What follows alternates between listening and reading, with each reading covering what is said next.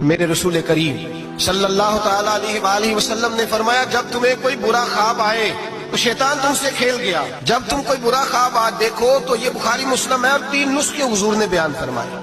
फरमाया तुमने अपनी बाईं जानब मुंह करना है और 3 दफा थूकना है। जरूरी नहीं कि थूक ही आए, थू थू ही कर दे। ये नुस्खा बताएं घर जाके, ये नुस्खा आम नहीं, ये मेरे रसूल पाक का बताया हुआ नुस्खा है। और ये वो नुस्खा है कि पहाड़ टूट सकते हैं, दरिया बह सकते हैं, ये बात गलत हो सकती।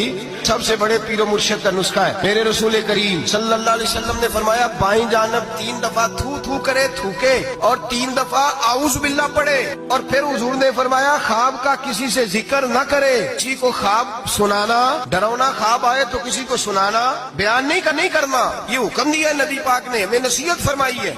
फरमाया उल्टी जानब मुंह करके 3 दफा थूक दे, औज़ बिल्लाह पढ़ दे, किसी को बताए ना, 3 बातों पे अमल करे। अल्लाह के रसूल बयान करते हैं कि उसका ख्वाब उसे नुकसान नहीं पहुंचे।